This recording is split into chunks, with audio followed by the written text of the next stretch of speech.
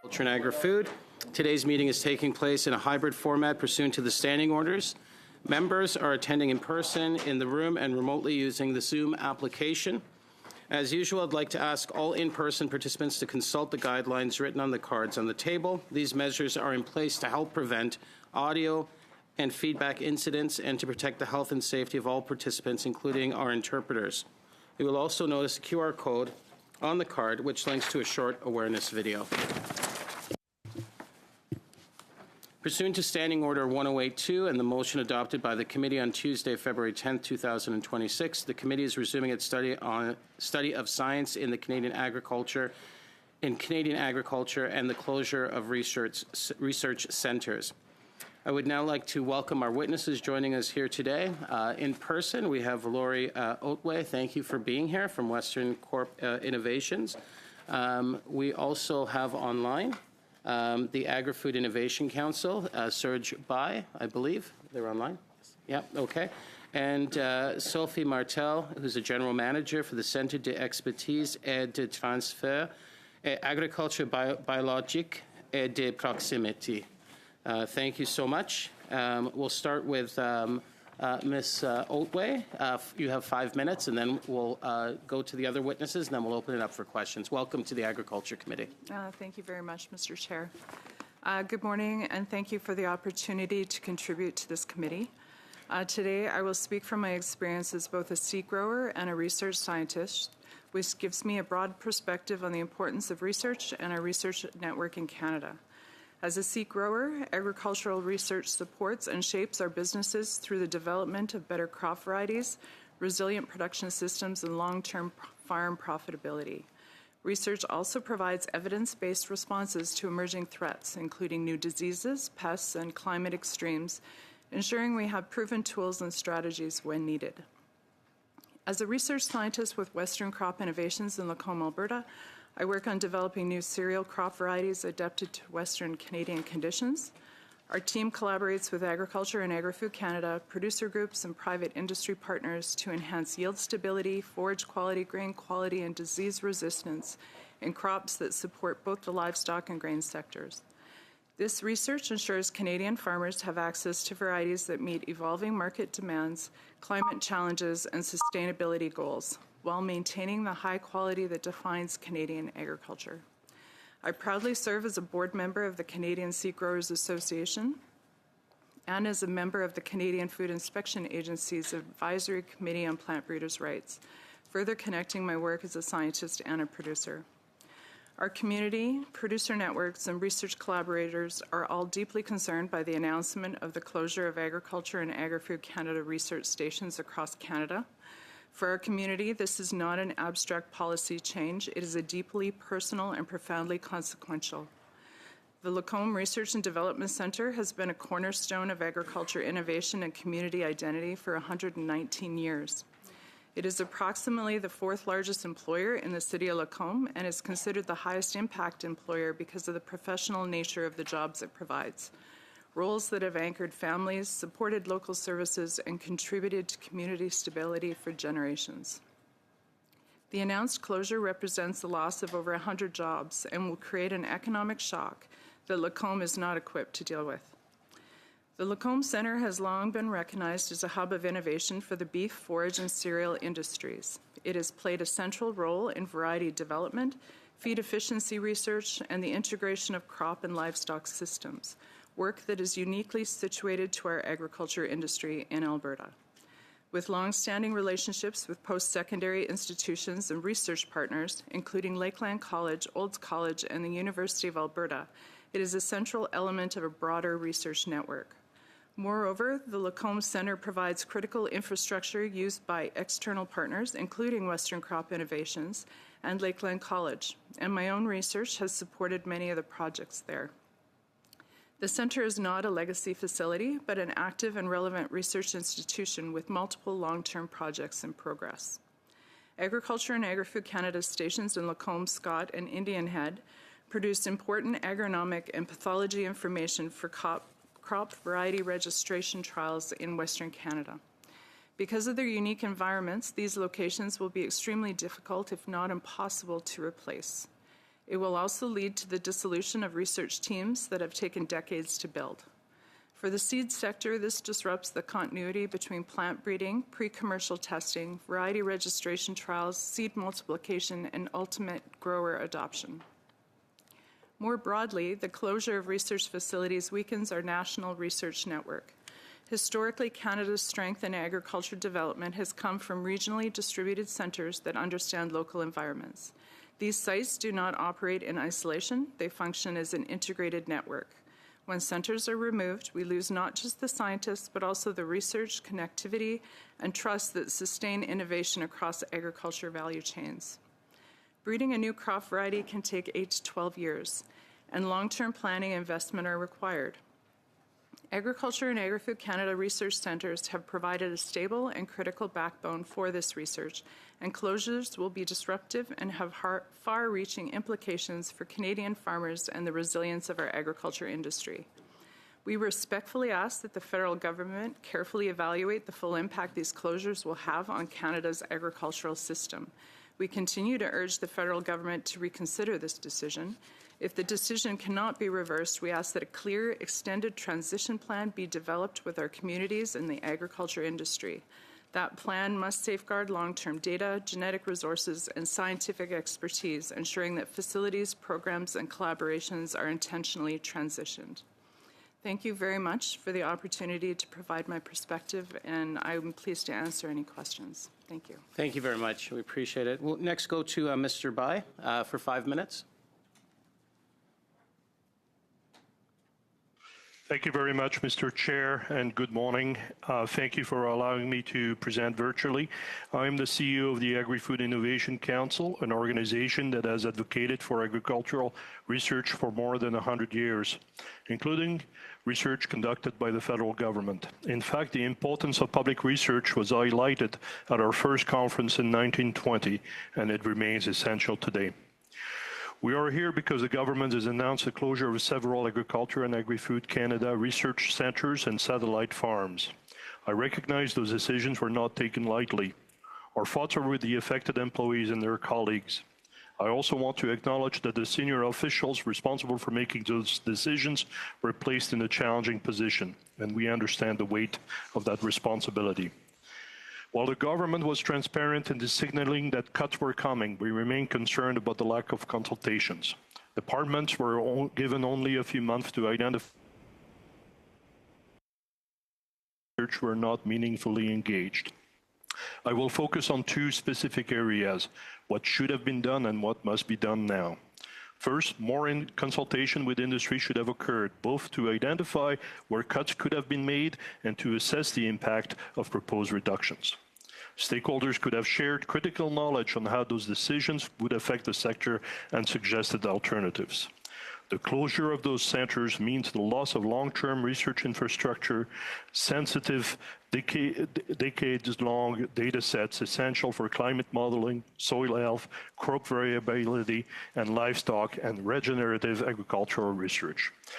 We are losing scientific continuity that cannot be rebuilt elsewhere. Those closures will affect innovation in key areas such as crop breeding, cold climate agriculture, livestock production, and meat science.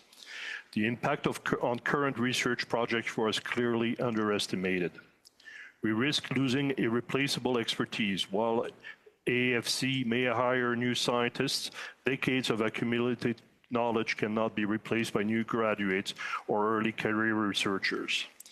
A more effective approach would have been a government-wide review of all science and research programs, identifying duplication, improving efficiency, and streamlining funding. This was recommended by the House of Commons Standing Committee on Science and Research in 2024, but it was not implemented.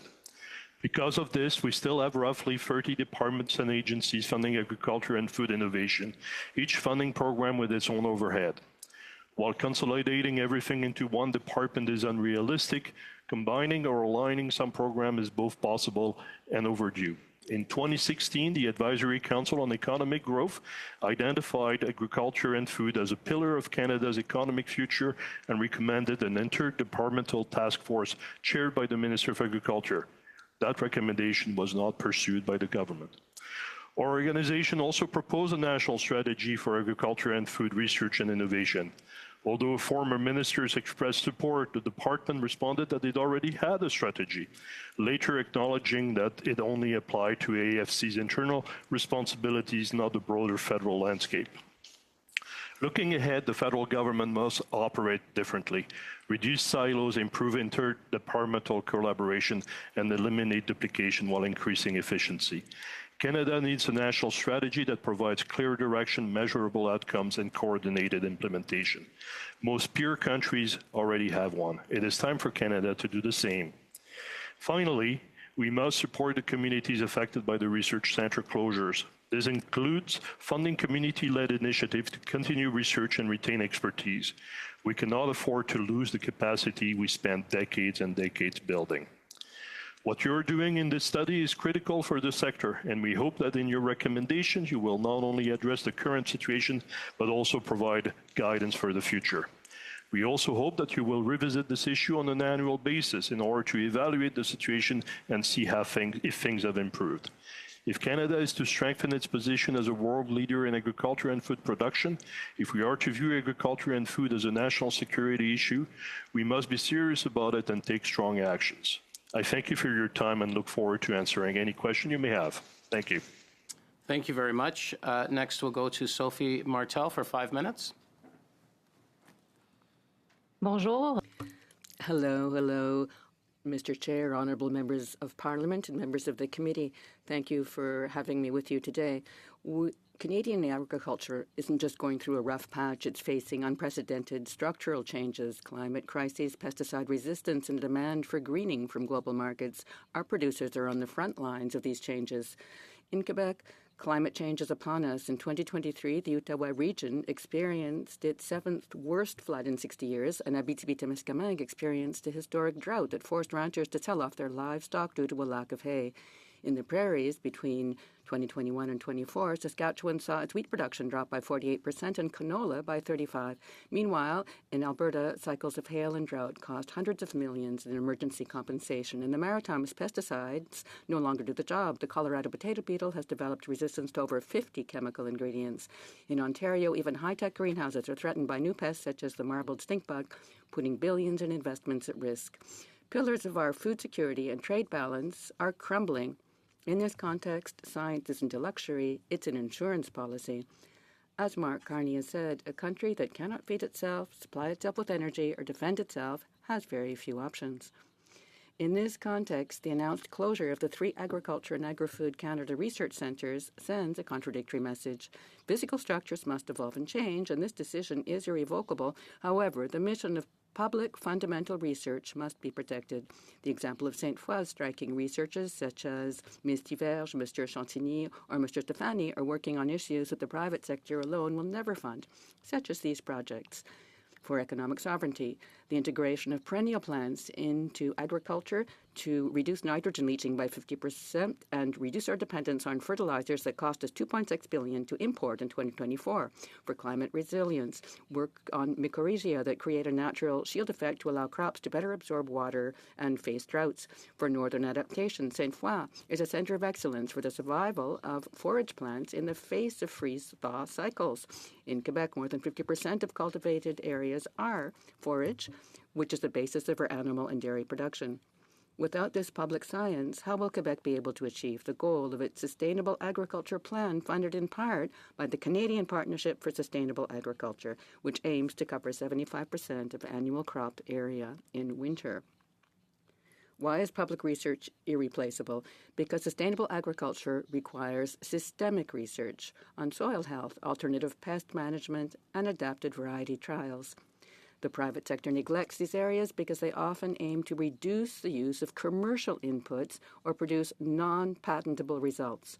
So without strong public science, we create an imbalance between short-term commercial interests and long-term interests of the community. And there's another threat. The College and Community Innovation Program, which funds applied research in centres such as mine, is set to end on the 31st of March 2026, unless the government reverses this decision. We cannot accept the government's withdrawal of support. Therefore, we recommend that the government, 1, implement a national agricultural science strategy with the goal of ensuring stable public funding that includes operational funding, stable, inclusive operational funding, predictable, and focused on an ecological transition. Second, recognize that agricultural research is a strategic infrastructure. It's essential to our food sovereignty. And 3, if the closures are found to be irrevocable, to reinvest every dollar saved by them in fundamental research not constrained by intellectual property rights, as well as in applied research and knowledge transfer. Let's not weaken our science at a time when the ground is slipping away from under our farmers' feet. Thank you. Thank you very much, and thank you to all of our witnesses. Each one of you were well under 5 minutes. Thank you so much for being so precise with your time. We'll go to the Conservatives now for 6 minutes. We'll start with Mr. Epp. Thank you, Mr. Chair, and thank you to the witnesses for appearing today. Let me state right out the outset that the size of government does need to shrink. That's not what this is about today. And again, for the record, for the report, a few stats to roll in. 2012 to 2025, the public service increased by 30%. That same time period, AFC declined by 14%. In a more narrower time frame, 2015 to 2024, the federal and service increased 40%, while AAFC employees grew by 11%, while the economy grew 3%. Ag and Agri-Food is our largest manufacturing sector, bigger than auto, bigger than mining. So the focus of my questioning is about process and about priority setting. So I'll begin with you, Monsieur Bai. You talked about this, that there was a lack of consultation. Can you elaborate? From your bio, you have been through different restructuring processes. Is it in your experience and from your opinion that one disregards the recent history on the changes within an organization and then does across-the-board cutting as being the most effective for the best interests of a country?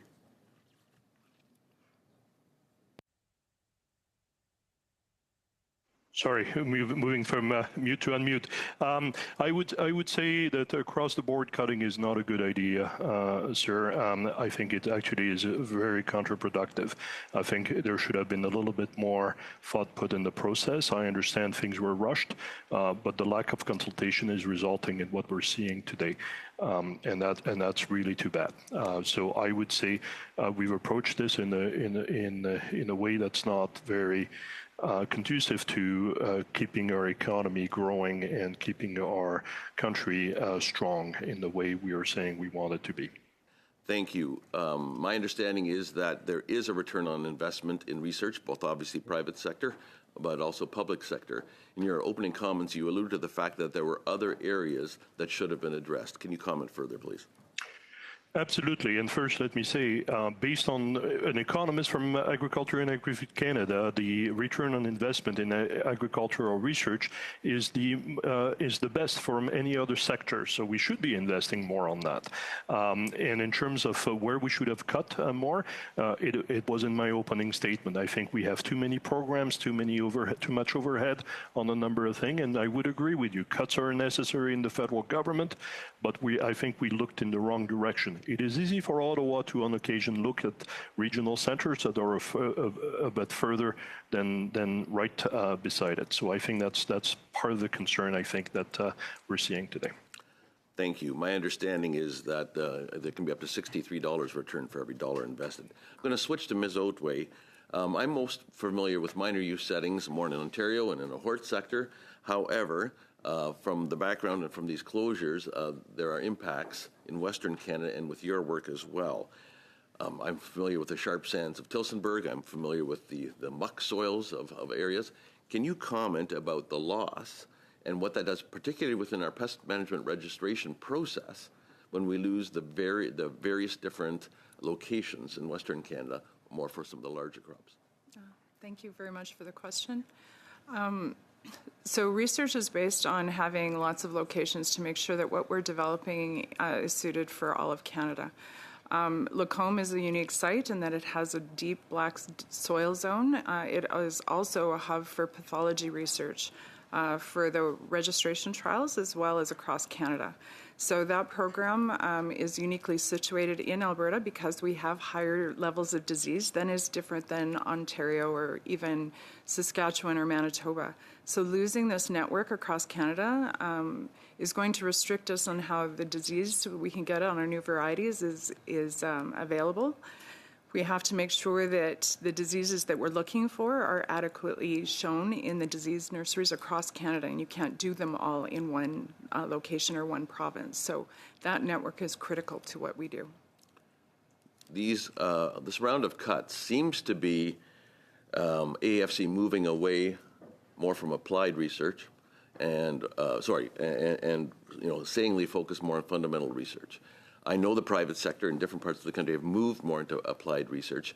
I'll stay with Ms. Olway for now. Can you comment on the need for public sector involvement both in applied research, particularly both your seed business and the research that you do? Well, I think public research is critical for what we do. The private sector does a very good job of producing new products for our businesses, but sometimes the initial research is not adequately covered. Sometimes the return on investment is more of new discovery than it is actually developing new varieties. So without that, even the private sector doesn't have an opportunity to move forward in new innovative techniques. Thank you. Mr. Bai, can you comment on the impact of public-funded fundamental research towards innovation, which is what your present occupation works toward? Well, I don't think we'd have canola today if the government had been and fundamental research. I don't think we'd be here today having such a fantastic industry and sector. So it is essential or fundamental research and applied research, public one. I think it sets us up for the future. Thank you. Thank you very much. Now we'll go to MP Dandran for 6 minutes. Merci beaucoup et je vais parler en français. Thank you very much, and I will address you in French. Thank you for being with us, and thank you for your testimony, all of you, all three of you, in support of research.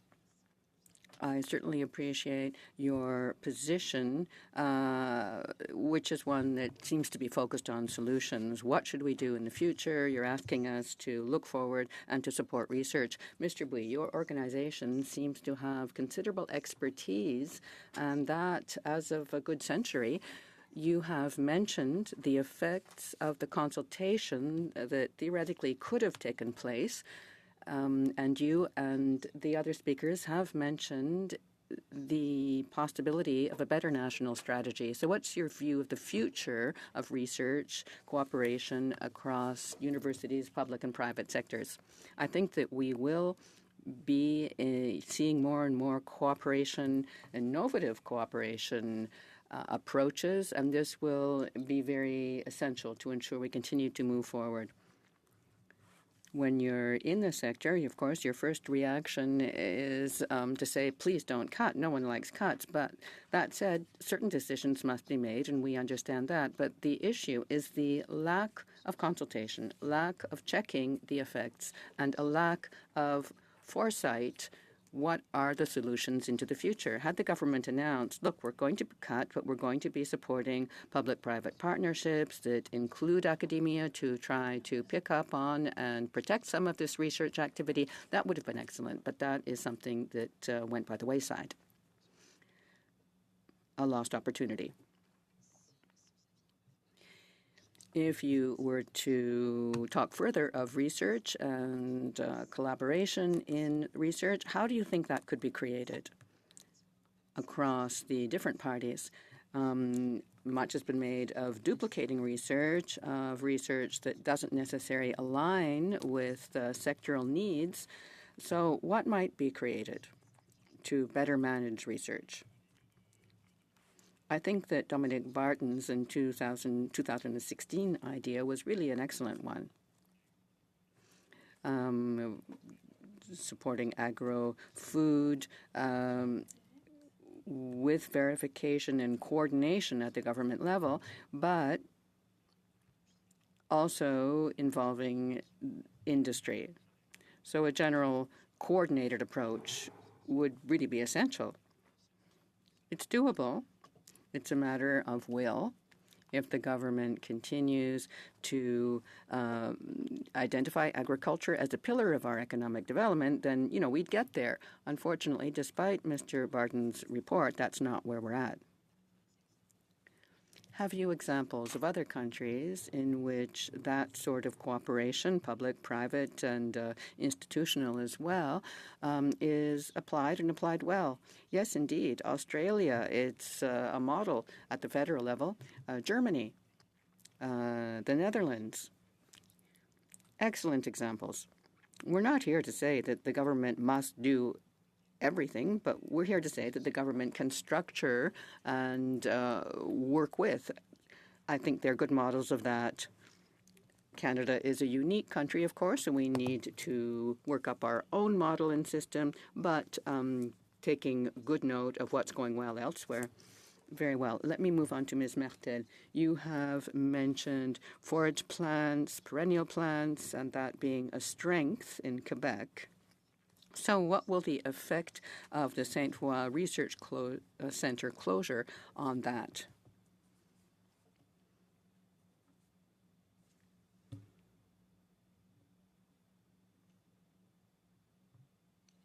I'm so sorry. I hadn't turned off the mute button. All right. So I was saying the Sainte Foy Research Centre works on perennial plants to improve crops, genetic improvement, and plant breeding. And I was mentioning the freeze-thaw cycle, so the ability of these new plants to resist that and survive that. Sainte Foy is fundamental for that sort of research. So you might think of hay, but also for cover crops rather, and so that basically anyone who's a rancher, who's working with animals, it depends on these crops. Could you tell us a bit more about the importance of the geographic spread from the south to the north, given climate change? Why would it be important to have research centers in the north of the country, for example? Yes, that becomes essential, doesn't it? Because there are new pests, new agricultural practices as well that are really focused on their regions. Of course, I mentioned Quebec, but really everywhere in Canada, if you go up to Lac Saint-Jean in Quebec, the agricultural issues are quite different than in the south of Quebec. So there's really quite a difference climate-wise, but also soils. And these are two major factors in research: different climates, different soils. Having research centers that are regional, both to ensure the economic well-being of that region, but also to ensure that the research is relevant, especially given climate change. 6 minutes, Mr. Lemire. Merci, Monsieur le Président. Merci. Thank you, Mr. Chair, and thank you to all our witnesses, Ms. Otway, Mr. Bouy, and Ms. Martel. I think that what you have shared with us is very relevant and certainly is in line with what we defend, what we support, being that, we move back on this.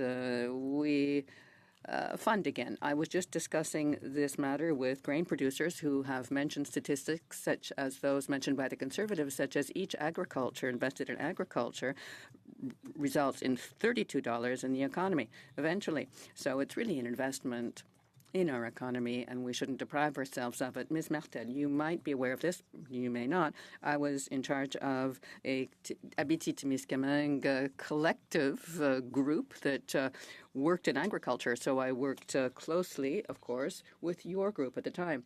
And research in agriculture is absolutely essential, as you have pointed out. So your center of expertise in organic agriculture and local agriculture is facing cuts, and innovation in the colleges and cégeps is also going to suffer.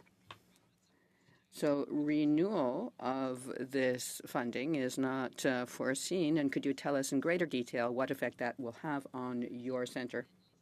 Indeed.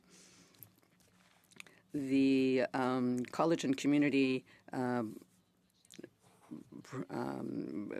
agriculture program is very important. So we have about 300 agricultural producers in that program with whom we are working very closely. So this will have an effect on my ability to keep people in my team, and it will also have an effect on the quality of people whom I can hire. And this will have an effect on the research being carried out that provides results directly to the farms. This really affects our ability to take action. Let me pick up on what my colleague, Ms. Durand, was saying about climate change in the north. A number of years ago, when I was working on this agriculture community group in Abitibi-Témiscamingue, we had a study showing that the climate up there would soon resemble, in 2050, sort of the climate of the Northeast United States. So knowing that and knowing the soil is really important in the northern areas in where we are, Abitibi-Témiscamingue. We saw the closure of the experimental farm of Kapuskasing. This had a considerable effect on my region, losing this center of expertise on clay soils, and that was the Harper government that cut that. So tell us what effect on research a transfer has, because the government says, no problem, we'll just transfer, that project to another place. We're just closing buildings. That seems naive to me. What's lost, even in a transfer? Local expertise and local dynamics, having a number of people working together on a problem in a region counts. You mentioned having studies that are relevant, and the lady from Alberta mentioned this as well, that are relevant to the climate, to the soils. You have wonderful clays up in the north, Abitibi-Témiscamingue, that I don't have where I am, that we have more sand. So, the research will differ and have different effects and be usable or not, region by region. I would also like to add, I'm not sure how long ago that research center you mentioned was closed, but one agricultural season is basically a year of research, so having a history of research in an area is also very important. So one person mentioned plant breeding, and we've been working on that for a while.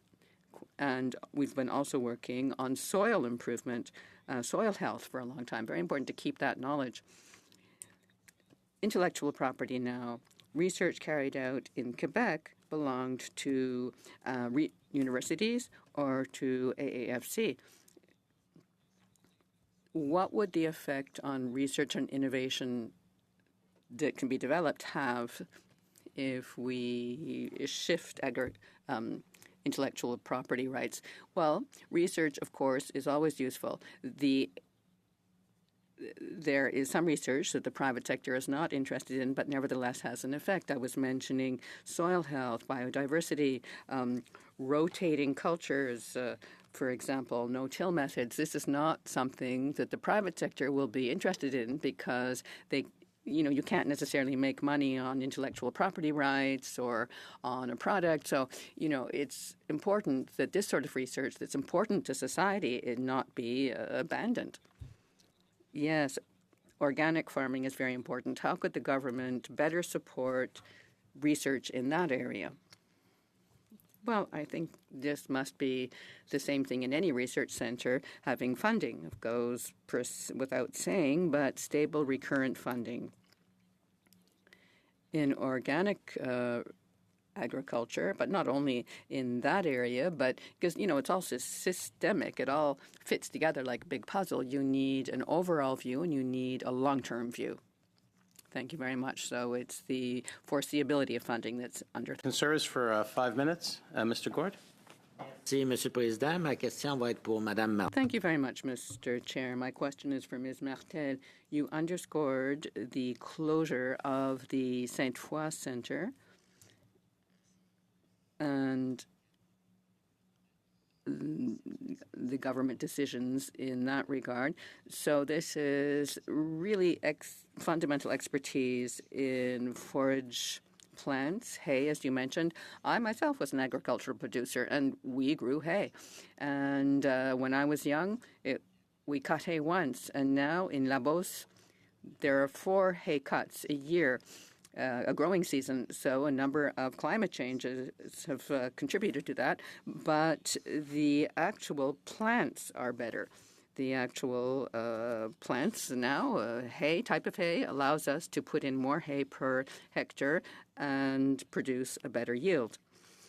In your opinion, I mean, there were activities in 2010, 2012,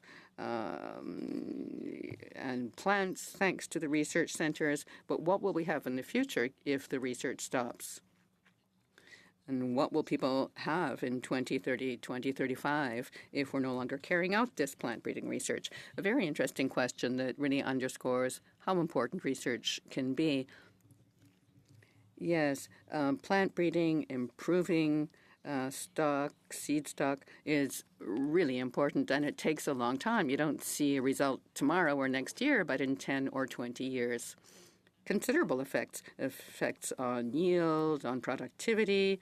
I mean, it's just obvious. And these aren't necessarily the types of crops that, I was mentioning climate and soils. It won't necessarily have an effect on all soils, of course, and if people are carrying out research elsewhere, it might not be good for the soils we have in Quebec.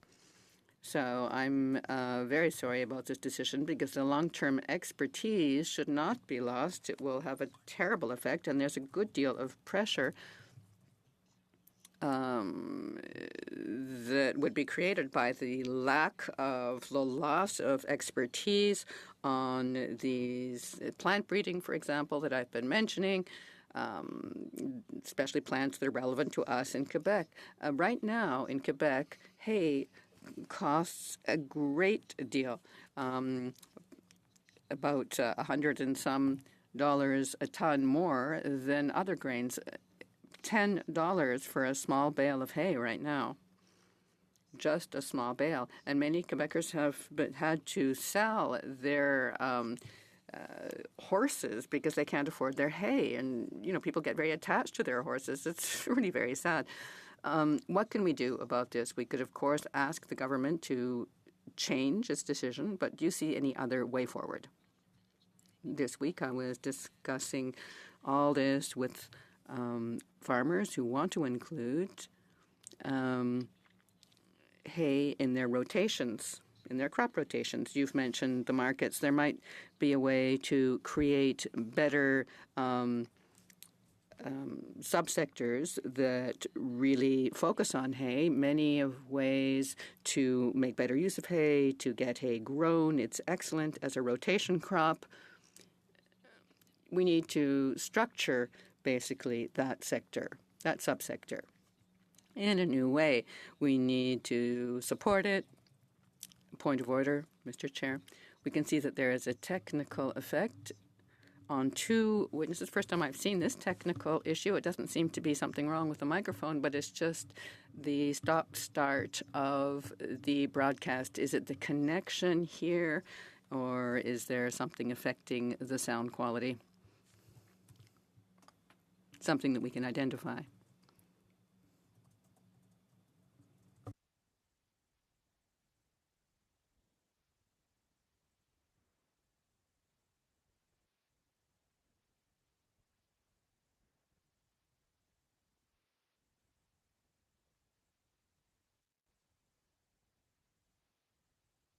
Donc, juste pour votre information, Madame. Just for your information, Ms. Martel, when you were speaking, you were cutting out occasionally.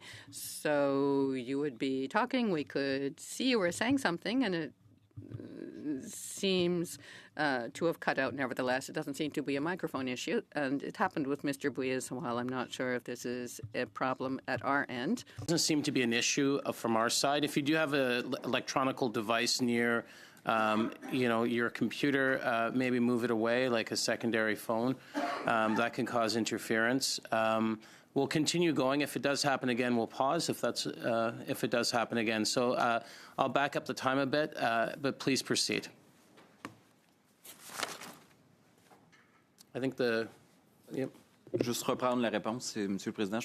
Perhaps I could go back to the answer then, Mr. Chair, and we could hear the answer again. We'll just add.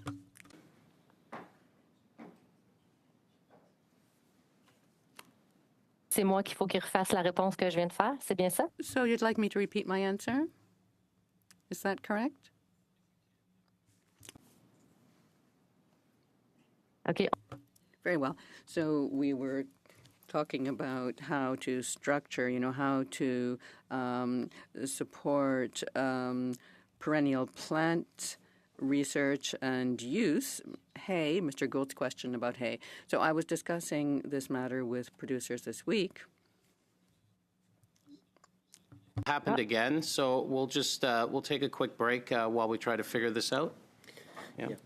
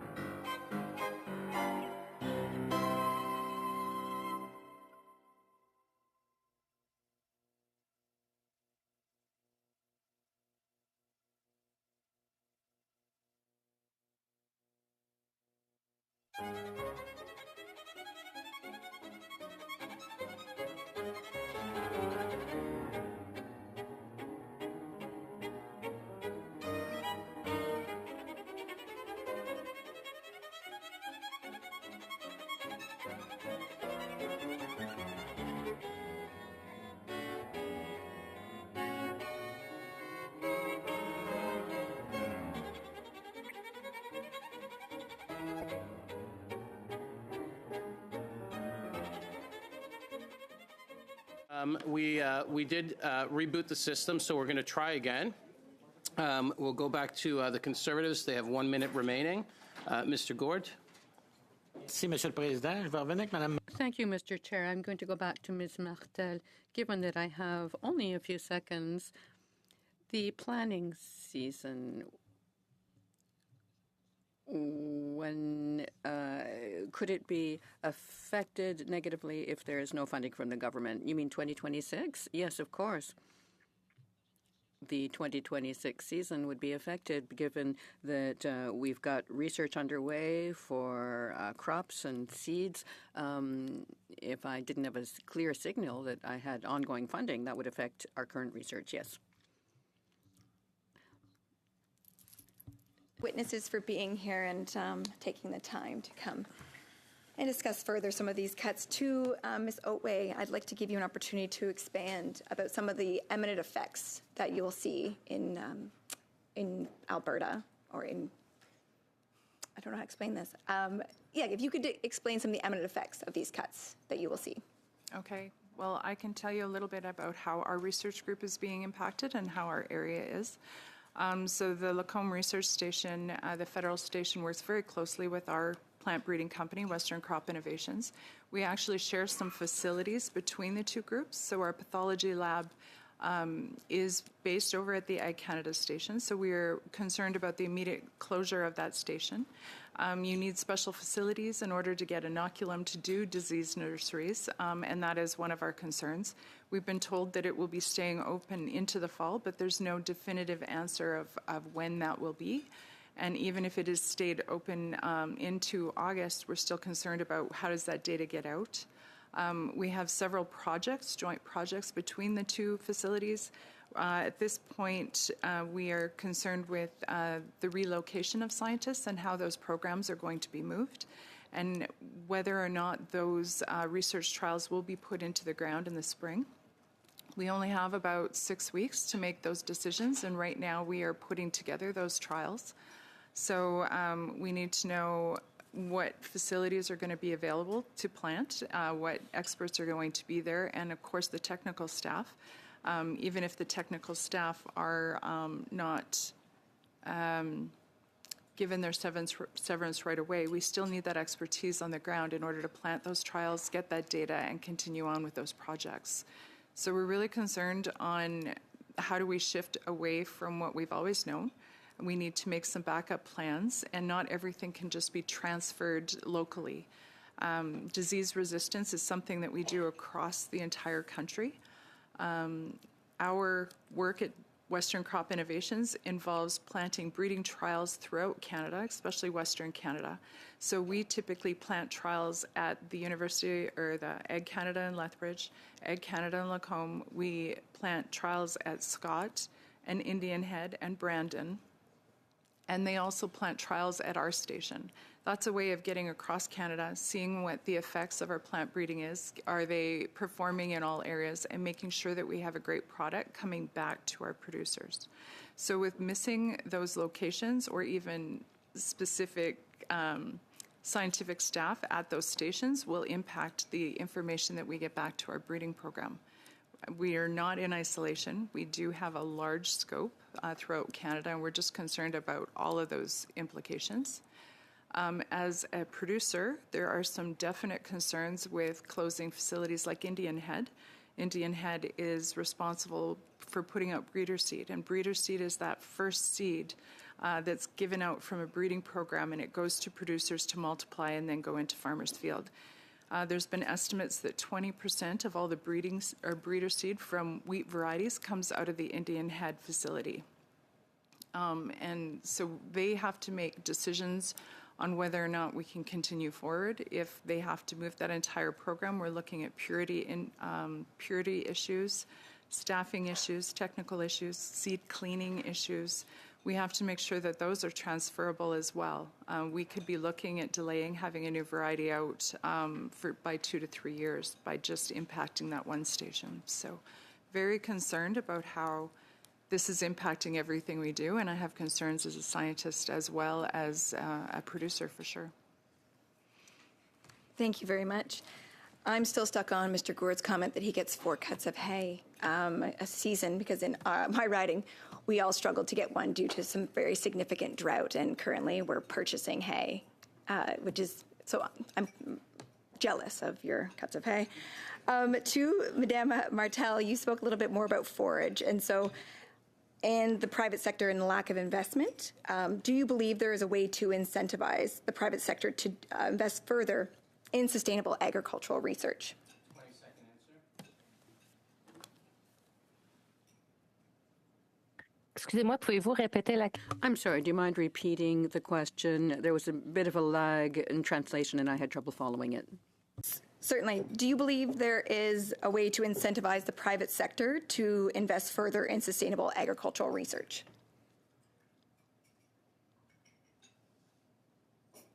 Ah, absolument. Il y a plein de secteurs où...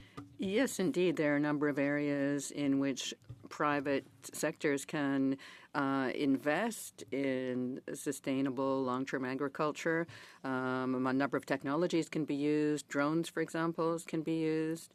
A number of elements of sustainable agriculture can involve the private sector. There are other areas where, the private sector just won't find it interesting to get involved. Now to the block for 2.5 minutes.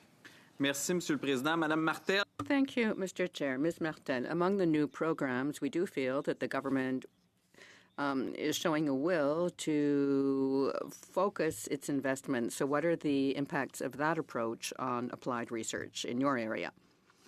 Well, the more focused and the more short-term, when it comes to being focused, I was telling you about agricultural production being a system. And when you focus too tightly, you lose sight of the entirety of the system in its whole and its structure. Yes, you develop quick knowledge that can be quickly applied. That's what focused short-term approaches do, and certainly part of the work can be of that nature. However, the overall system and considerable innovation, short-term research doesn't capture the effect of major changes. It's just, quick innovation. Applicable, yes, but in the medium and long term, you lose the effects of some of the deeper long-term effects of serious research. Now, Mr. Wee, you are Chief Executive Officer of a very important Agri-Food Innovation Council. Could you tell us how important it is to have access to open data available to all your members, and what it would be if that access were changed? It's important, essential even, to have access to data. Research depends on data and data availability. That's why these research centers have been able to survive so long working on data. We have worked over a long period of time to gather data and work on it, carrying out research across the country thanks to this. And without such data, it will create difficulties looking forward. Tell us what effect it would have on your members. Well, our members are scientists, science groups, companies, research centers, and producer groups, which depend on the research. That's why they join our Agri-Food Innovation Council, because they know that research and innovation are of the highest importance to ensure the future of our sector and indeed of our country. I mean, we can't really speak of the future of the country and of its agriculture without research. Thank Not a you so problem. much. You're not the first one. Yes, thank you so much. I'd like to thank all of our witnesses for joining us here today, and we're going to suspend and go into our next panel, but thank you so much for being here. We appreciate your time. Thank you.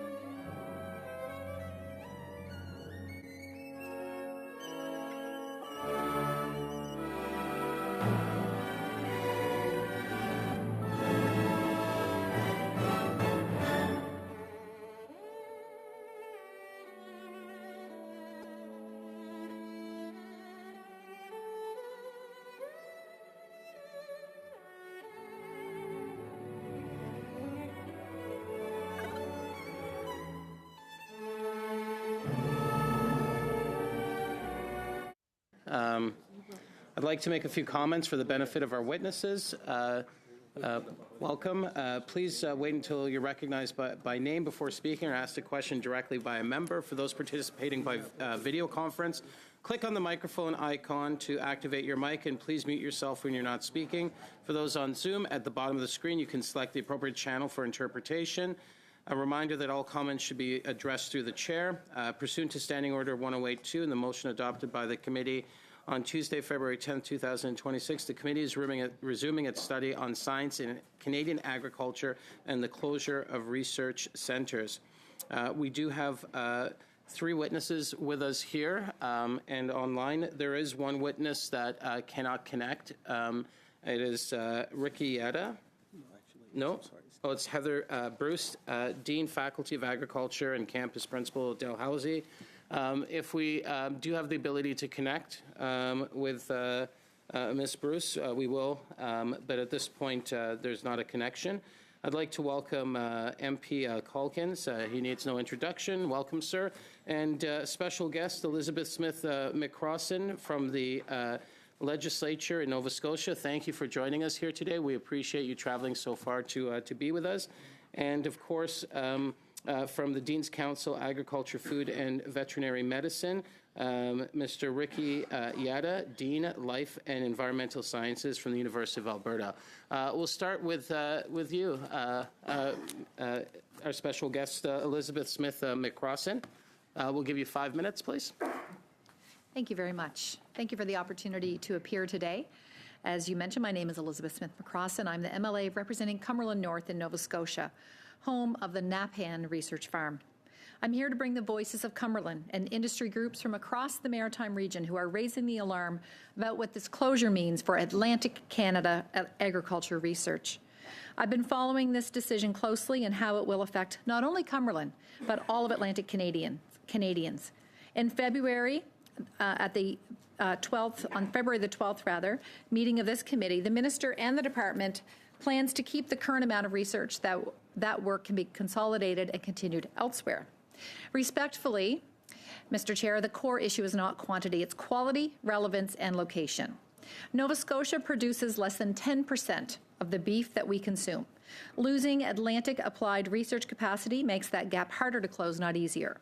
Canada is a vast nation where you farm matters. Soil, climate, water management, and production systems are not interchangeable. Applied research delivers value when it is tested in the real conditions that farmers face so they can adopt practices with confidence. Napan is not a generic site. It is a working applied research and extension asset tied to Atlantic Canadian conditions, including the Bay of Fundy dikelands. Dikelands are an engineered landscape with unique drainage and soil dynamics that cannot be replicated by simply relocating work to Swift Current or Lethbridge. If you remove the Atlantic site, you may still count research activity somewhere, but you lose Atlantic relevant outcomes. The sector here already faces higher cost pressures, including higher feed costs and reliance on imported grains. Applied forage and pasture research is one of the few levers we have to improve the cost of gain and resilience in Atlantic Canada. In correspondence to this committee dated February the 3rd, the Deputy Minister emphasized that they are consolidating its footprint to reduce overhead and fixed costs, and also asserted there is no reduction in scientific capacity and that regional relevance will be preserved. Those are strong claims, and they deserve proof that Atlantic outcomes will be maintained. The Minister has also said much of the work at the closing farms involves soil health. Soil health is site-specific. You cannot maintain dikeland relevant soil and forage research by moving it to prairie soils and climates. Agriculture research is also long-term. NAPAN projects are multi-year efforts. When you close a site, you disrupt trials and data sets, you lose staff expertise, and you weaken producer-facing knowledge transfer that turns research into adoption. Farmers do not benefit from research that is technically continuing if it is no longer tested where they farm. Industry across the Maritimes, representing more than 4,000 farms, is sounding the alarm. In a joint statement, they warned that regionally relevant research is essential for productivity, risk management, climate adaptation, and on-farm adoption. They also pointed out that some of the work at NAPAN is partly paid for by producers already, not just taxpayers. Closing the site mid-project disrupts that work and wastes the investment producers have already made. The same study notes maritime beef is dominated by cow-calf farms with high input costs and reliance on out-of-province feedlots and processors. That structure is exactly why Atlantic relevant research and extension capacity matters. They also raised a practical operational point that this government should not ignore. NAPAN is co-located with and operationally connected to the Maritime Beef Test Station through feed production and shared equipment. If this Liberal government shuts down NAPAN, it risks shifting real costs and operational disruption on the test station and the producers who rely on it. And because the test station is industry-run, not an AAFC unit, these costs do not disappear. They get downloaded onto breeders and the regional beef sector. The Deputy Minister said closures cannot occur immediately, that it is too soon to know the ultimate workforce effects, and that wind down could take up to 12 months. That is exactly why this committee should insist on transparency and continuity now before capacity is dismantled. Before this committee, the Minister has said the work will continue. I am here to ensure that statement is not about quantity on a national spreadsheet, but about quality and relevance for farmers who actually need the results. Because if we lose NAPAN Research Farm, this is not consolidation. It is abandoning regional-specific research that Atlantic Canadian producers, farmers, rely on. Thank you, Mr. Chair. Mr. Calkins. Thank you, Chair. Good afternoon, everyone. My name is Blaine Calkins. I'm the Member of Parliament for the riding, which is now Ponoka-Didsbury, even though this is the third iteration. The Lacombe Research Station has been in my riding the entire 20 years that I've been a Member of Parliament. And I'm here today to discuss Mark Carney's government's decisions to close 7 agriculture science and research stations across the country, specifically AAFC Lacombe, the storied research and development centre that has served my community for approximately 120 years. The Research and Development Centre in Lacombe has been a staple in our community and has made substantial contributions to agriculture and agribusiness across the prairies and indeed Canada as a whole since its establishment in 1907. Here are a few of the accomplishments in agri-research at that station. Lacombe is responsible for developing the Lacombe hog, which is the first livestock breed ever developed in Canada. The centre has also pioneered integrated meat science work on the factors that influence red meat yield, quality, safety, and preservation. The centre's research has helped develop and improve meat carcass grading systems, post-mortem influences on meat quality, and leaner animals with stronger carcass traits.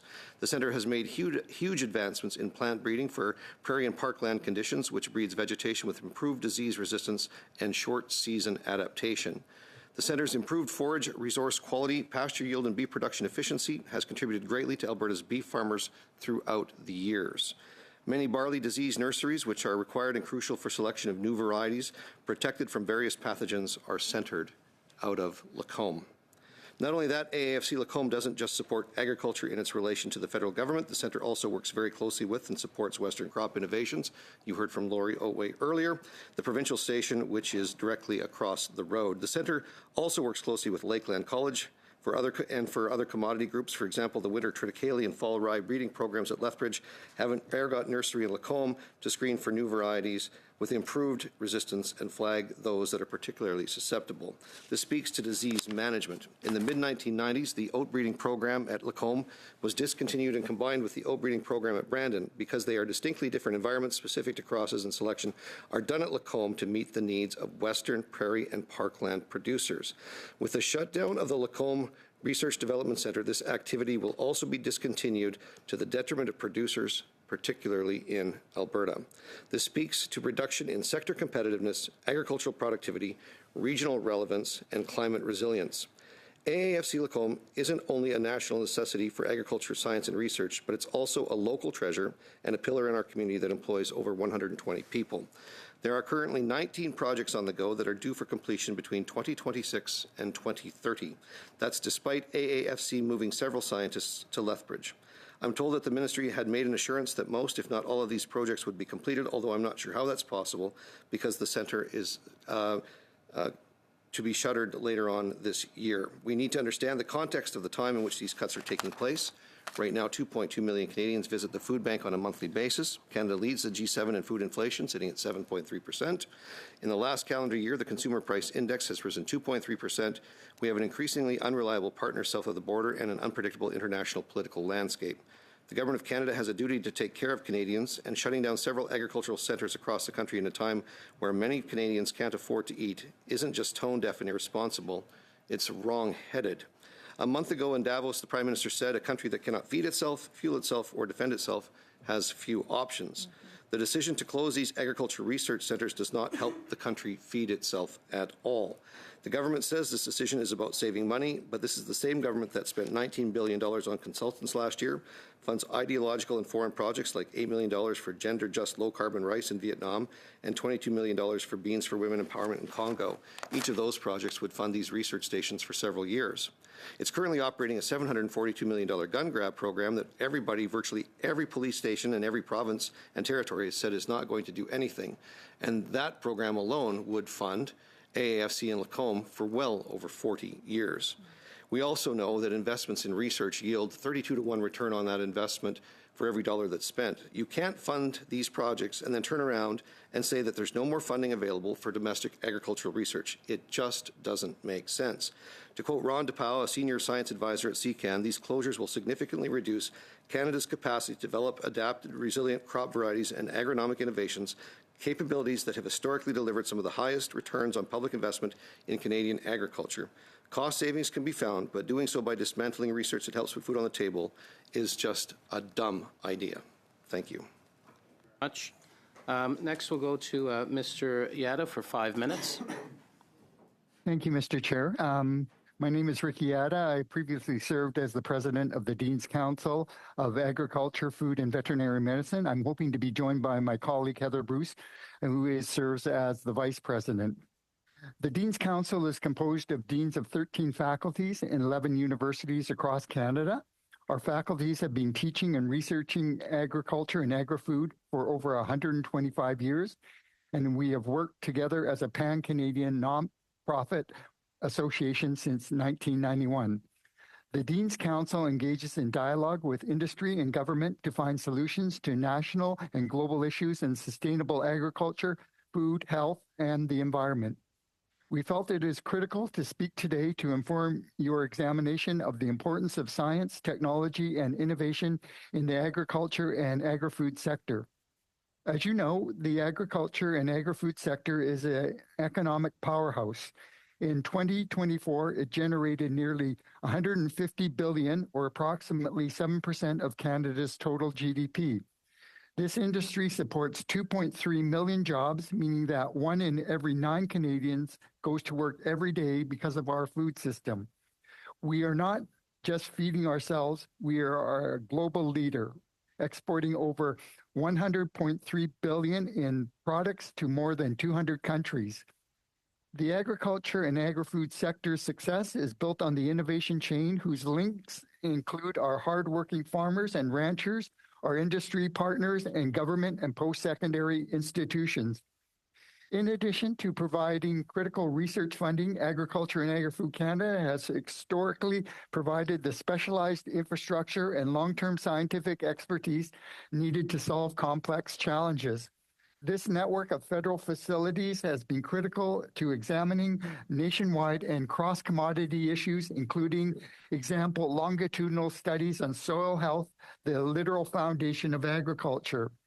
Our academic institutions prepare the students to be scientists, industry leaders, and problem solvers of today's and tomorrow's trickiest problems. We also work hand in hand with industry, translating basic scientific discovery into tangible tools, like new seed varieties and digital ag tech that farmers use on the ground. Working in collaboration with universities, AFC facilities, and scientists, knowledge beyond individual institutions or provinces, enabling solutions to shared challenges that cross borders and sectors. It's estimated that every dollar invested in agriculture R&D yields a long-term return of $10. But what does that really mean? I'll just give you an example. You are all aware of the importance of canola to the Canadian export market. In 2024, Canada exported $14.5 billion worth of canola products. But did you know the word canola means Canadian oil low acid? That's right. It's a Canadian-made wonder created by university researchers in an AFC lab. Since its introduction to the global market in 1970s, canola has continued to improve through university research with innovations in the 1990s, introducing new cultivars, better resistance to blackleg, a crop disease that was ravaging the industry worldwide. Canadian academic and government researchers first created, then saved a global industry which now represents nearly 15% of our agricultural exports. And scientists have continued to innovate, creating drought-resistant, higher-yielding varieties and omega-3 canola.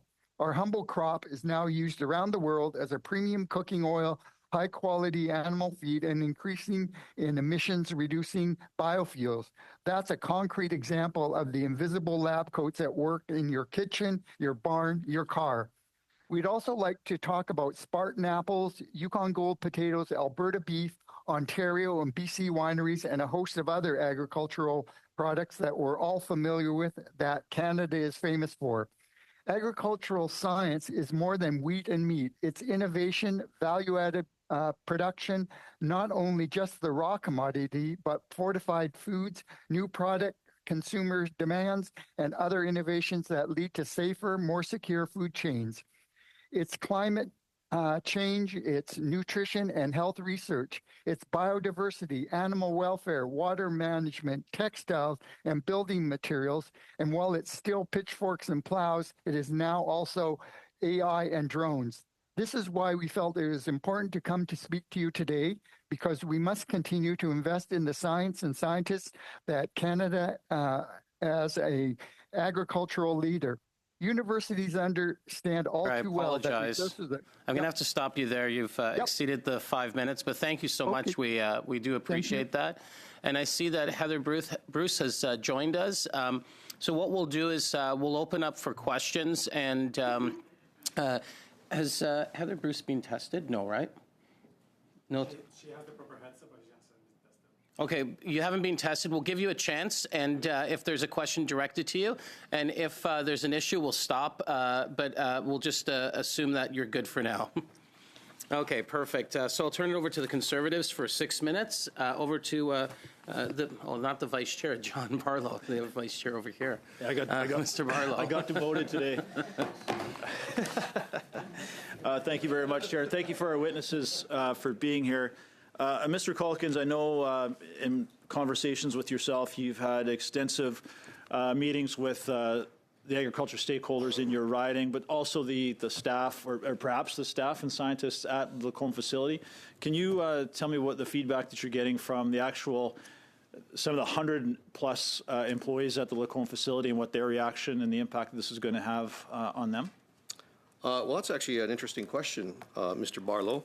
I can tell you that all of the commodity groups and all of the producer organizations, that many of them have their presidents or their board members come from the constituency, because it's a wide. Ponoka-Didsbury is, one of the bread baskets of Alberta, as your riding is, Mr. Barlow.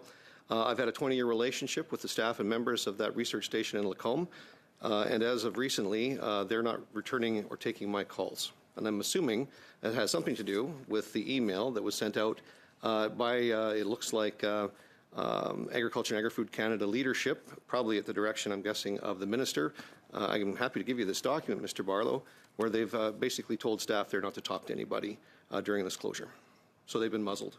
So the first time in 20 years, I can't talk to the people in that research station. They won't take my calls and they won't return my calls. So the scientists and researchers at the Lacombe facility have been told, they've been basically muzzled by the Liberal government, not allowed to talk about this? I live in Lacombe. I was born in Lacombe. I grew up on a farm 15 minutes from that research facility.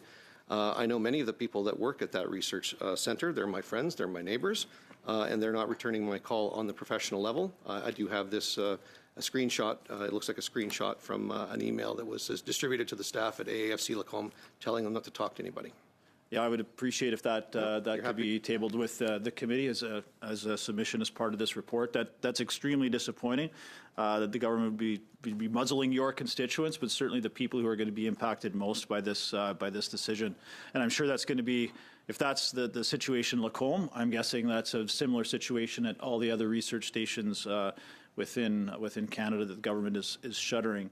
But Mr. Calkins, if you could, in these meetings that you had with many of the stakeholders, what is the economic impact of the closure of Lacombe? As you mentioned, it's not just that station, but it's partnerships with Lakeland College, Olds College, as Ms. Oki was talking about, her own operation that's also part of that. Can you talk about the economic impact this will have? Well, I've talked about the number of programs. I mean, I wouldn't have time in a 6-minute round of questions to list all of them. I'm happy to provide you with a list of all of the partnering organizations and funding models and research projects that are actually going on there right now.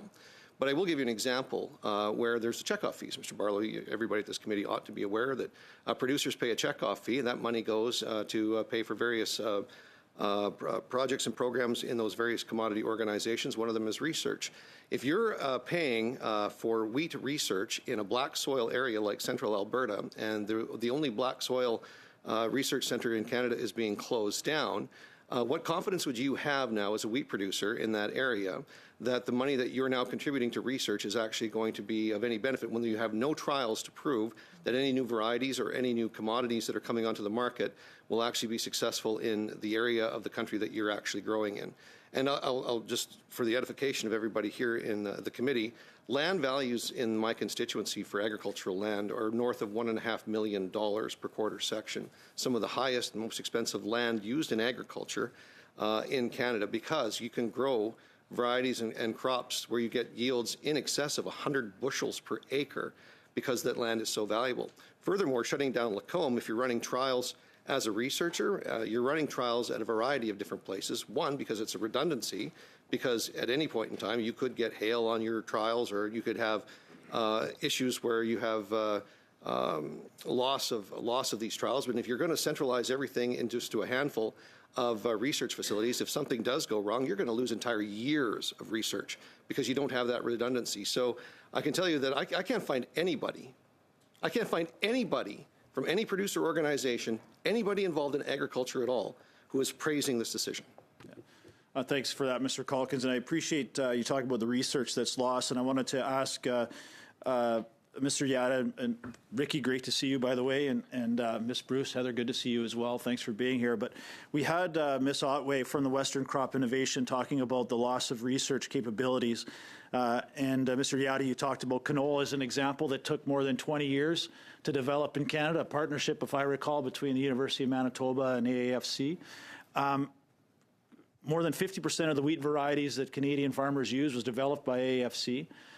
What we're hearing is that the government is hoping that the provinces and the universities will take over this research that is now going to be lost as a result of these cuts. Maybe Mr. Yata and Ms. Bruce, do universities have the resources, the budgets to take on this lost research that the current government is now ridding itself of?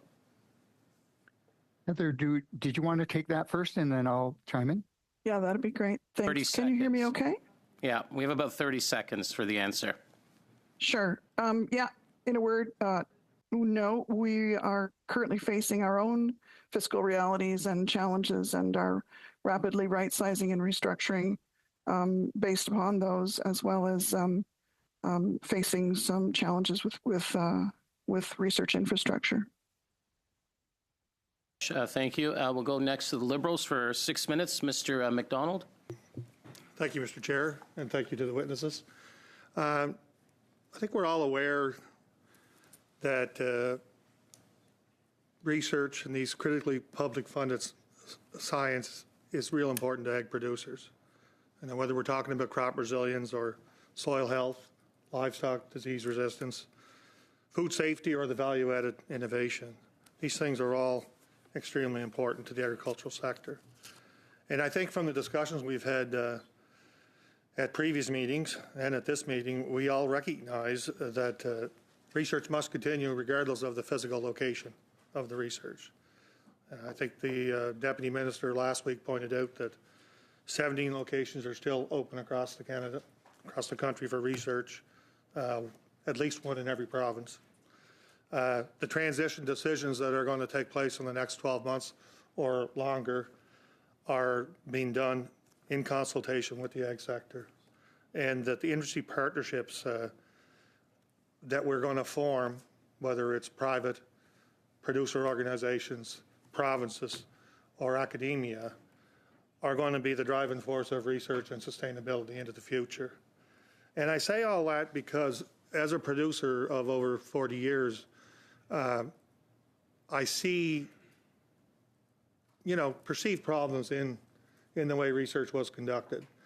There was duplication, there was research done in silos, and the sharing of information has got better in recent years, but we have to really do a comprehensive review. I think one of the speakers earlier spoke to that, a comprehensive review of what research is getting done and how we can do it most effectively. And I know that that should be a driving force of this committee to make sure that that happens. I just want to question Mr. Calkins briefly, and I fully understand your passion about the Lacombe station in your riding. I actually visited Lakeland. My son is a graduate of the Ag Science program there, and so I fully understand your passion about the closure. But this week we've been hearing about this Made in Canada Liberal problem. And I think for the integrity of this committee's work, it's important that we distinguish between reallocating these research functions with actually erasing scientific work that happened in your previous Harper government. And the Fifth Estate even did a documentary, Silence of the Labs. Now, you gentlemen that have been around here a lot longer than me would remember that.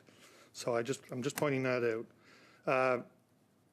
So your party's criticism, it's rather disingenuous here today, considering you were a member of the Harper government. That I'm just going to list the things that were closed. Cereal Research Center in Manitoba in 2012, a dismantling of the Rural Secretariat in 2013, and it was an advocacy group for rural issues and rural research within government. A closure of the Kamloops BC station, all during that term when you were a sitting member here as an MP. So I guess, do you agree there's a significant difference between restructuring and dismantling? And I'm just looking for a yes or no answer. Well, of course you're looking for a yes or no answer. I can tell you that the Agriculture Research Station in Lacombe survived the Harper government. As a matter of fact, it's thriving and has continued to do so. Look, if you want to go through the list, here it is. Budget 2006, $1.5 billion for agriculture in 2006 and 2007 to help address gaps in production, insurance, and disaster relief framework. 2007, Farm Aid Package, $1 billion for improvements to national farm income sorry, programs. Mr. Budget Calkins. 2009. Mr. Calkins? Sir, yeah, no, and I just wanted to just remind the witness that we have to capture the conversation, so when you go really quickly, the interpreters can't capture it. Yeah, so yeah, go ahead. In the interest of time, can I ask another question? I've got lots more, Mr. McDonald. As a matter of fact, I even chaired the legislative committee. Well, maybe you could just say I've even chaired the legislative committee and the Canadian Wheat Board, which is what my producers actually wanted. Today. Let's go ahead, sir. Mr. McDonald, go ahead. It's your time.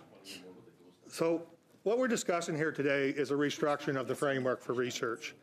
And if we look from 2020, and I'm taking this right from the Treasury Board, so from 2020 to 24-25, actual science research funding increased by $185 million. I didn't make that number up. That's from the Treasury Board. Also, we've seen kind of a leveling out of full-time equivalent positions for science and research in Canada. 2021, there was 2,614 In 24-25, it's 26-21. So we've seen a very modest change in the amount of full-time equivalent positions in research with the federal government.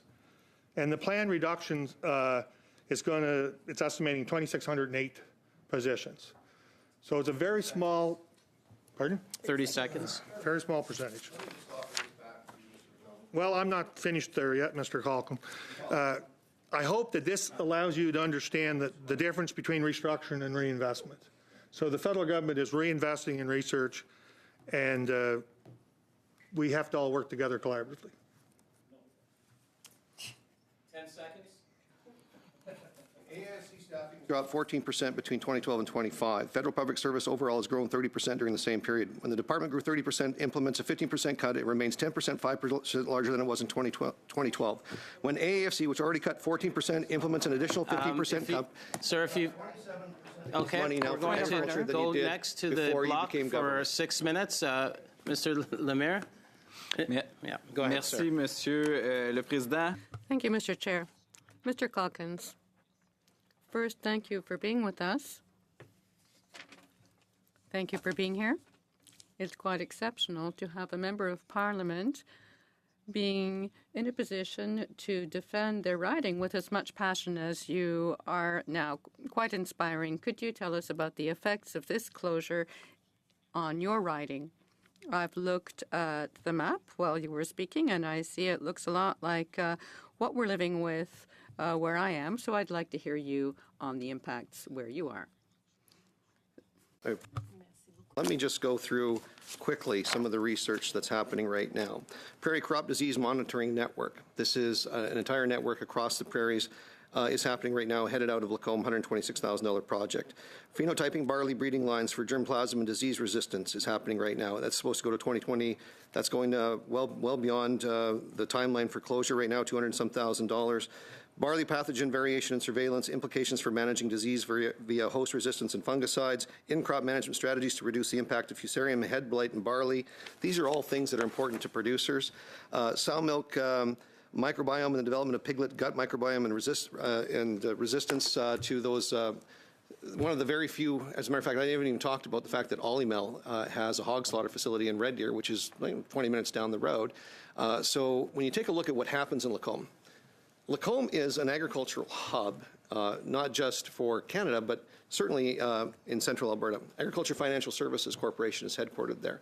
It does all of the business risk management programming for all farmers and all producers in Alberta, including funding growth and new businesses and startups. You've got the Crop Innovation Research Centre across the road. I call it the Alberta Research Centre. You've got partnerships with Lakeland College, which is actually in Mrs. Stubbs' riding, University of Alberta and Olds College, which is now in my riding, doing all of these kinds of joint researches. You've got virtually every commodity organization in not only in Alberta, but in Canada, Canadian Cattle Association, you name it. Everybody's involved in helping fund research, and virtually all of it goes through, whether it's beef, whether it's pork, whether it's canola, whether it's barley, whether it's wheat. Virtually all of these commodities that we use not only to feed ourselves, but actually export to the broader world to create that $150 billion of economic revenue, the 7% of our economic GDP, 1 in 9 jobs that the other witnesses had talked about, all happens because of the innovation and technology that's developed. We have about a 4-month window every year. We're not competitive with Brazil. We're not competitive with places that can grow things 12 months of the year, which means that we have to have innovation and technology, applied innovation and technology to bridge that gap. And that's what these research centers do. They say over here on this side of the table that they're going to continue to do research. Yeah, well, you can fund some master's degree students and some PhD students. That's important. Some of that's applied work. It's not all esoteric research at our universities. But the real gap that we have in our economy, and everybody's been saying it for decades, is the applied research component, getting these ideas and getting them to marketplace. This is what the Lacombe Research Station does. When a researcher at the Lacombe Research Station takes on a project, they take it on for the life lifetime of the project, not just long enough to get a master's thesis or a PhD thesis. They do the research because it's a lifelong passion for them to, and they work constructively. They consult the farmers, they consult the commodity groups. Everybody works together. They ask, the scientists ask, what can we do to help make you a better, more productive farmer, to reduce things like herbicides, pesticides, fertilizer, all things that I thought Liberals wanted to do in favor of creating a healthier and cleaner environment. But for reasons that are beyond me, it looks to me, Mr. Lemaire, like the government actually said, what's the dumbest thing that we can do to find money for budget cuts, and let's do that. That's what this looks like to me. Ce qui est d'autant plus choquant, c'est qu'on sent que... What's even more disturbing is that we feel this is the first domino going over because 15% cuts are announced for all departments. But if we take agriculture as an example of that, I really have to wonder. But you've given me an answer. It looks a lot like what's happening where we are in my writing. But the examples you've provided of research projects are very helpful for Abitibi-Témiscamingue in Quebec. So I must put the following question. You've been an MP since 2006, a good 20 years. You were a member of the Harper government, and your government closed the Kapuskasing Experimental Centre that had a similar effect on my riding to the northeast of Quebec. And there was research on agriculture there covering clay soils and the northern climate, which really count for agriculture where I'm from. Right now, you're in the same seat defending, keeping these experimental farms and research centers as you're arguing for Lacombe, where you are, even though you, in the past, closed Kapuskasing. So was that a mistake, closing the Kapuskasing Research Center and Indian Head, just like Indian Head and Lacombe? It would be a mistake to close them. Kapuskasing Research Facility. But what I can say is this. There is political entities at this table that claim the moral high ground on science all of the time. And right now I find it absolutely infuriating that this round of cuts has happened. And it's more, Mr. Lemaire, look, it's always fine to go and look for savings. But on the 27th of January, the assistant, Mr. Goldstein, who was here, basically issued a statement saying that they had done a thorough analysis of what needs to be done insofar as the closures of the 7 facilities that are being proposed right now. And then at the same time, the science director for Saskatchewan basically put out a call to his research areas that he's responsible for, saying, what are you actually working on and what projects are you doing right now? This is how can you make a thorough discussion when you don't even know what your own scientists are doing in your own department? Thank you very much. There's no consultation. You're 20 seconds over. Yeah. Thank you very much. We'll go to the Conservatives now for 5 minutes. Thank you, Mr. Chair, and thank you to our witnesses. And I'm going to be directing my questions to Ms. Smith McCrossan today in regards to, obviously, the news that has hit many of us in Atlantic Canada really hard about the closing of the Napan Research Facility that's located in Cumberland County in Nova Scotia. We know that and this was done by recent research by the Canadian Cattle Association, that for every dollar that is spent on research, there is a $63 return. That's an amazing return on investment for research. And right now, during these times where food security is paramount, would you not agree that this is the wrong time to be cutting research and science capacity within this country? We should be doing the reverse, which is augmenting it to help complement. So my first question to you, Ms. Smith McCrossan, is why should Canadians outside Nova Scotia care about what's happening at the Napan facility? Can you tell us what the relevance of that is? Yes, thank you for the question. So the research that's been done at Napan Research Station has dramatically improved the productivity for beef farmers and other farmers throughout all of the Maritime and Atlantic region. And I do have to, point out that I was really excited when I saw the Prime Minister come back from the trade mission to China and hear that we're going to increase our exports of beef. And I thought we would have seen an increase in investment in agriculture, not a decrease in our research facilities. And there's so much good work that's happening at the Napan Research Farm. They actually generate revenue So the excuse of cutting this research for financial reasons doesn't make any sense. And I have to ask the government, have they looked at the books? Just last year alone, they generated over $400,000 in the beef that they had raised there that they had been doing research on. So those are just a couple of comments. Wow, that's interesting. Make sure you submit that to us too in writing. That's fantastic. We know now because of these cuts, we understand that Canada is now last place among the top 7 OECD nations for agriculture-related research and development funding and investment. So at a time when food security is emerging as a massive issue, to see these cuts happening, and then you have a facility that's generating revenue, it definitely doesn't make sense.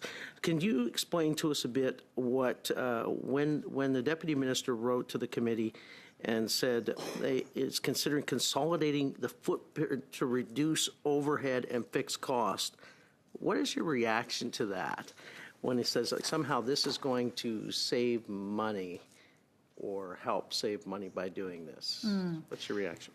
My reaction is they maybe don't understand how farming works. I grew up on a dairy farm, and their agriculture is a pillar of our economy in Nova Scotia.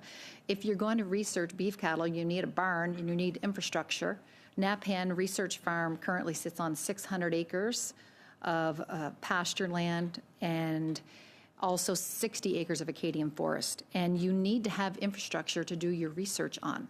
And I am similar to your colleague here in that I've not been able to speak with employees from Napan because they have been silenced, they've been muzzled. And it's hard to believe that this is happening in Canada, that people aren't being told they're not allowed to talk to their elected representatives. I think it's not Canadian, very un-Canadian. And we need to take a closer look at the good work that's happening at Napan. The Maritime region needs a voice here in Parliament, and thank you for all the work that you do. We need to be recognizing that the Maritimes want to stand on our own 2 feet. And taking away money for research that helps us to improve food supply, both for local and domestic use, but also for export, is the wrong decision. And we need investment, not divestment. Excellent. I want you to dive a little bit deeper into what the real world cost is to the producers in Nova Scotia and in the Maritimes in Atlantic Canada as a result of this. I'm sure you've had conversations with farmers, and coming from a farming family like you have, can you tell us about the real world impacts that the closure of this facility will mean to Cumberland County and Nova Scotia and all of the Maritimes and Atlantic Canada for that matter? Yeah, thank you very much. This is devastating. And there's direct costs that contractors have reached out to me that are involved. There's already private sector money happening here at Napan Research Farm that will be lost. And I also want to add that the Nova Scotia government just tabled the budget yesterday. 25% cut in advanced education. That's our university sector. So the federal government can't be relying on the Nova Scotia government and universities to pick up the slack here. It's not going to happen. Thank you very much. MP Harrison, 5 minutes. My colleague, Mr. MacDonald, will be taking my time. Thank you, Mr. Chair. Ms. Smith-McCrossin, I come from Prince Edward Island, so I'm Atlantic Canadian, and I've spoke with many stakeholders that are involved in the Napan station. There is a common agreement that the assets there are very valuable to the region. So there's 600 some acres of land that's farmed there. There's buildings and facilities. Some of the problem when it was identified as an area that had to be cut, I think the Deputy Minister spoke to this, over 60% of the budget that the federal government was putting in there was going into maintenance of those older facilities. Federal government was asked by the public to find ways to reduce our expenditures. We did a comprehensive expenditure review. Department of Agriculture was asked to contribute. Unfortunately, the Maritime Provinces is part of Canada, and we had to contribute. I was as disappointed as you that they closed that research station. We don't have a lot of research stations in Atlantic Canada. We have Kentville, and we have Harrington and PEI, and a facility in New Brunswick. But I'm just wondering, from the discussions I've had, I know that industry associations, the Maritime Beef, Federations of Agriculture, many of them they recognize the cost-cutting measures that had to happen, and they're willing to work forward to a solution so that the assets are used for the benefit of Atlantic Canada. And that'll involve, let's be honest, it's going to involve private investment to take over that federal investment. But we're at a sector in the beef sector right now where prices have been very stable, actually as good as I've ever seen in my lifetime for the last few years. So that's not to say, I just think the opportunity is there that we can go forward. Would you be willing to support the industry if that's the direction they take? So negotiating with the federal government for acquiring those facilities at Nepean, working out a partnership. We know the Bull testing station is linked to that facility. Now the Bull testing station, genomics has taken over bull selections somewhat, so science has advanced there, but that'll be up to the industry to decide if they want to leave that attached. So I'm just asking, are you willing to work with the industry as the MLA for that region? Yes, and I have, certainly, but it is downloading, and all of the industry partners have come out against these cuts. They made a statement last week. I believe there was 8 stakeholders, organizations that came out against these cuts.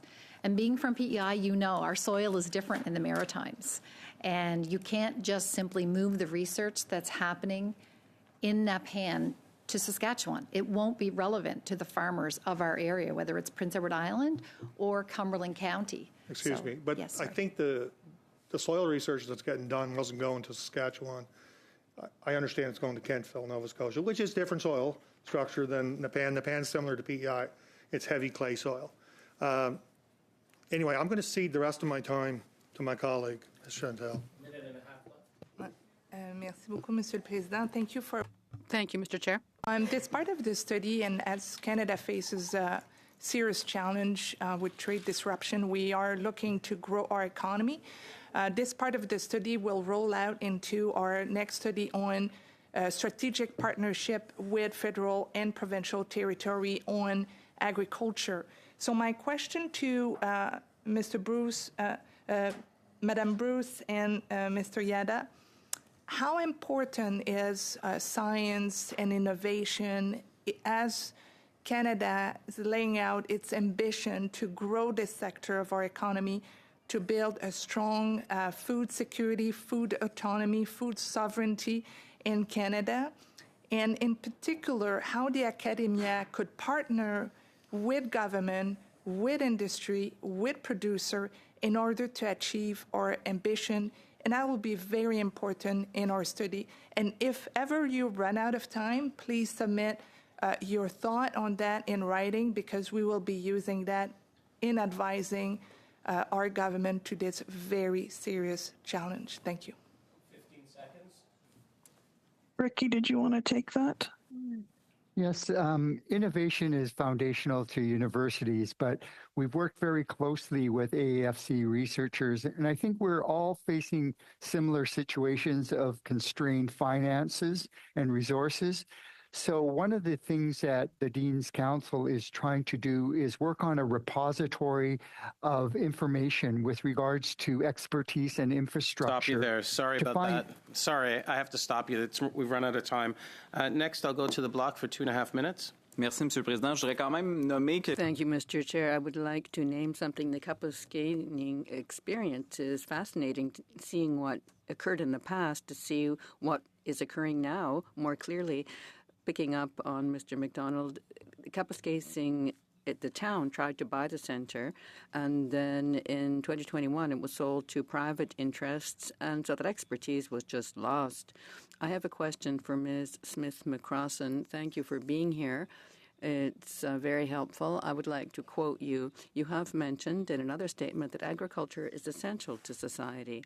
It feeds us, it keeps us alive, and it ensures that our children and grandchildren will also live. It's fundamental to our health and our economy, yet too often it's neglected, misunderstood, even forgotten by just people who make decisions far from rural realities. Why don't you think the governments are not taking better care of the thousands and millions of small producers in agriculture who are playing an important role? Very much for the question. It's a good question, and only those in government can answer that question. I suspect, I can make an assumption that they're simply from an office making cuts without actually looking at the impact of those results. I'll give you just a couple of examples. At Napan Research Farm, one of the studies that they've done has improved productivity of the beef farming industry by 60%. And it was on grazing. It was on their ability on their pastures and doing continuous and changing where the beef cattle are grazing. 60% increase in productivity. That is unheard of. That research is then shared with our farmers, and they are able to apply that and have cost savings. In any business, whether it's agriculture or any business, you want to decrease your input costs and increase your revenues. And that's exactly what the research is doing through Napan Experimental Farm. There's many other studies too with regards to reducing methane emissions, and I know that our MP from PEI, some of the work was done with a farmer there getting seaweed to feed the cattle to reduce emissions. This is important research that is improving the economy of our beef industry, and I can't say enough about the importance that we have a stable food supply for the people of Canada, including the Maritime region. We produce less than 10%. Oh, sorry. Thank you. I apologize for cutting you off, but we've exceeded time. We'll do a final 2.5 and 2.5 from the Conservatives and Liberals, and then we've got a little bit of committee business, so go ahead. Thank you. So I have had the privilege of working all over the globe in agriculture, exporting livestock from Canada and equipment from Canada. And 10 years ago, Canada had just a stellar reputation across the globe as a leader in agriculture and agriculture research. And that's been eroded severely over the past 10 years. And I'm just wondering if I could ask my colleague from Alberta, could you maybe just highlight some of they talk a lot about saving money, and that's the reason for these cuts. Could you maybe highlight where we could save money and how we could get research back on track in Canada? Well, thank you very much, Mr. Bonk, for your question. I think Mr. Epp had it right in the previous round when the previous witnesses were here. This is about priorities. And if agriculture and agricultural research is a priority, you wouldn't necessarily need to cut it. It's got nothing to do with streamlining or being more efficient, because those consultations were never done. This came out of the blue. So there was no planning or strategic plan that's being followed here, where the industry and everybody else is paying attention. What we have is actually a government now that's lost control of its spending, and it has since the change in government in 2015. There hasn't been anything even remotely close to a balanced budget, and we're billions of dollars away. The global environment has changed where it looks like it's going to be even harder to get there. So now, in a panic frenzy to balance the budget, the government, rather than actually doing something strategic, is actually doing what I would call just silly things. So last year, $19 billion on consultants by this government under AAFC. That's $16 million alone just in the last couple of years. AAFC climate funding, the off-CAF money that's been spent, $700 million. I mean, that would fund all of these research centers for decades if they were allowed to, but that money's been spent, and it doesn't look like there's any return on the investment there. International development, $22 million on beans for women empowerment in the Democratic Republic of Congo. I'm sure that's bringing our wheat producers in central Alberta a lot of comfort and joy. $8.2 million on gender-just low-carbon rice in Vietnam. I'm sure that the pork producers in central Alberta that are just hanging on by the skin of their teeth appreciate that investment. The cricket factory, AFC, now gave a bankrupt cricket factory company, Aspire Food Group, $8.5 million. FCC funded it for over $40 million and has only recovered about $15 million. So the Government of Canada has been funding protein replacements, trying to actually replace pork and beef producers with another form of technology, and that's been a boondoggle. It's almost as bad as the battery boondoggles that are happening. So I could go on and on, Mr. Bonk, but I'm not going to get a chance to do so. I've got about a couple hundred more of these examples. Thank you very much. Next, we'll go to the Liberals for 2.5 minutes. MP Chattel. Merci, Monsieur le Président. Alors, je vais... Thank you, Mr. Chair. So I will continue with Ms. Bruce and Mr. Yada. Canada has excellent universities and veterinary studies and schools that are some of the best in the world. However, scientific discoveries in this area sometimes are slow to, at least from what we hear, are slow to actually reach the field, reach the breeders, reach agriculture itself. So could you tell us how we could ensure that there be better partnerships with the farms? How are you from the university working on that? These are working very closely, usually with industry and government partners, in order to address this, in order to speed things to market. There's a distinct motivation in universities to be able to transfer knowledge quickly to market. In some cases in agriculture, particularly if it's pertaining to breeding, particularly if it's cattle, there's just simply a biological generation lag. It just takes a long time to grow them and measure them. So those are some of the things that are slowing some progress in some cases. But in other cases, new technologies will allow us to, particularly if you move into gene editing technologies, those kinds of technologies allow for very rapid change. Ricky, did you want to add to that? Yeah, thank you, Mr. Chair, for the question. I think university researchers have transitioned from doing discovery research to addressing strategic needs. And part of that equation is being in constant contact with our industry partners, because nowadays a lot of the funding is reliant on partnerships with industry. And so this is our commitment now to be transparent and more communicative with the industry so that they see the progress that we're making on strategic needs. Thank you very much. And I would say that this is the future of research and science and innovation is partnership. Partnership and more partnership. So thank you for taking that forward, and thank you for being here. Well, thank you very much. Thank you to all of our witnesses online, and of course our witnesses that are here with us today.